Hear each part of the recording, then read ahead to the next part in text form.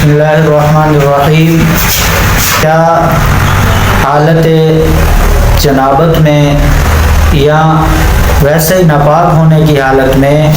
وضو نہ ہونے کی حالت میں ہم ذکر اذکار تسبیحات وغیرہ کر سکتے ہیں یا نہیں؟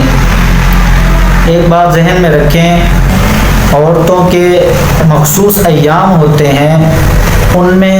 عورتوں کو کچھ عبادات سے منع کیا گیا ہے۔ ایک تو نماز نہیں پڑھ سکتی، مسجد میں نہیں جا سکتی عورت، دوسرا روزہ بھی نہیں رکھ سکتی، اور تیسرا طواف کعبہ بھی نہیں کر سکتی، اور عورت جو ہے وہ قرآن مجید کو ناپاکی ہونے کی حالت میں حال نہیں پکڑ سکتی۔ تو اس لیے ان چیزوں سے تو منع ہے۔ اب کیا وہ درود شریف، تسبیحات، سبحان اللہ، الحمدللہ، اللہ اکبر، یا کوئی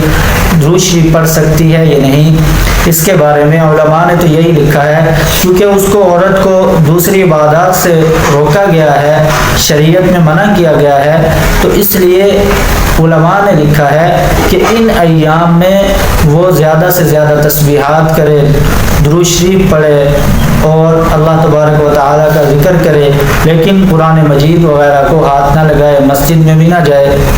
تو اس سے بچنا چاہیے۔ لیکن تسبیحات جتنی زیادہ کرے گی اور اتنا ہی زیادہ اللہ تبارک و تعالیٰ کے ہاں اس کا انعام ہوگا۔ اور دوسری بات یہ ہے، کیا ہم اگر وضو نہ ہو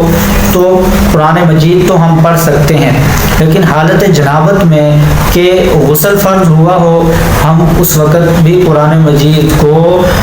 زبانی بھی نہیں پڑھ سکتے، اور ہاتھ تو دور کی بات، ہاتھ بھی نہیں لگانا اور نہ ہی زبانی پڑھ سکتے ہیں۔ لیکن اگر وضو ٹوٹا ہوا ہے، قرآن مجید کو ہاتھ تو نہیں لگا سکتے،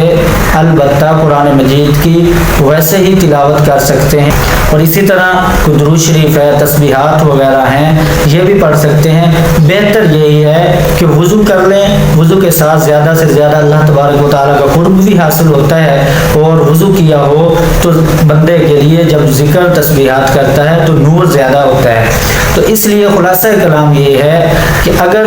حالت جنابت ہے، ناپاکی کی حالت ہے، غسل فرض ہوا ہے عورت کے اوپر یا مرد کے اوپر، تو اس صورت میں قرآن مجید کو نہ ہاتھ لگا کے پڑھ سکتے ہیں، نہ ہی منہ زبانی پڑھ سکتے ہیں، اور نہ ہی جو حالت جنابت میں مسجد کے اندر داخل ہو سکتے ہیں۔ البتہ اگر وضو نہ ہو تو اس صورت میں قرآن مجید کو تو ہاتھ نہیں لگائیں گے، لیکن قرآن مجید کی تلاوت، ذکر اذکار، تسبیحات کر سکتے ہیں۔ اسی طرح عورتیں جو ہیں وہ مخصوص ایام میں، ان میں وہ قرآن مجید تو نہیں پڑھ سکتی، البتہ وہ ذکر اذکار، تسبیحات، درود شریف، سبحان اللہ، الحمدللہ، اللہ اکبر، یا کلمے یہ پڑھ سکتی ہے۔ اس لیے اس کا خیال رکھنا